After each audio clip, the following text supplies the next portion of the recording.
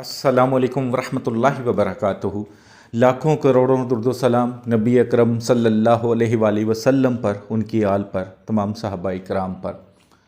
किसी की ज़ुबान बंद करनी है आपने, वो कोई भी है, रिश्तेदार है, दोस्त है, इवन मियाँ बीवी को में भी किसी को लगता है कि खामन बहुत ज़्यादा बोलता है, गालियाँ देता है, या बीवी बदतमीज़ी करती है, सास ससुर या बहू, ऑफिस में है, कोई कोलीग है, कोई फैमिली में ऐसा रिश्तेदार है जो आपके ख़िलाफ़ बोलता रहता है, मोहल्ले में ऐसा है, कोई भी है, आप उसकी ज़ुबान बंद करना चाहते हैं, तो ये अमल इंशाअल्लाह जैसे ही आप करेंगे उसी वक्त असर करेगा इंशाअल्लाह। रूहानी इजाज़त के लिए 41 टाइम दुरूद पाक पढ़ के कमेंट्स बॉक्स में इंशाअल्लाह लिख दें, रूहानी तौर पर इजाज़त है।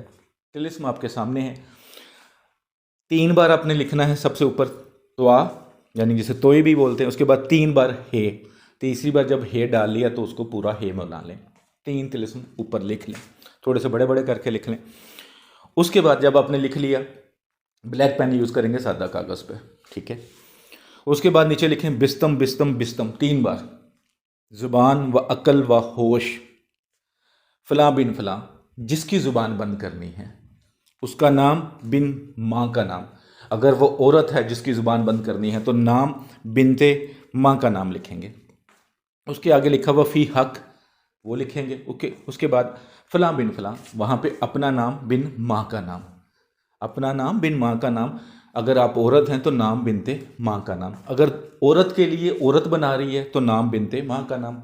अगर मर्द के लिए मर्द बना रहा है तो दोनों जगह पे बिन आएगा, यानी कि जहाँ पे भी मर्द वहाँ बिन, जिधर औरत होगी उधर बिनते लिख के उसकी माँ का नाम लिखेंगे। अगर दुश्मन की माँ का नाम नहीं पता तो उसका नाम लिखकर बिन हवा लिख दें या बिनते हवा लिख दें, ठीक है।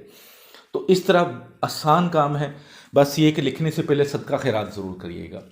जिधर बैठ के लिखें कोई जानदार की तस्वीर ना लगी हो, कोई हैज़ वाली औरत पास ना हो, कोई बच्चा पास ना हो छोटा। अगर आप औरत हैं तो ख़ास दिनों में नहीं लिख सकती, ये याद रखिएगा इस चीज़ को।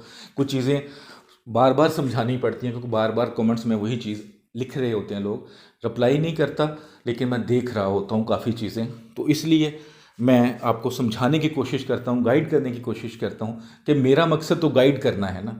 आप अगर इसको अच्छे तरीके से करें तो फिर ही समझ आएगी।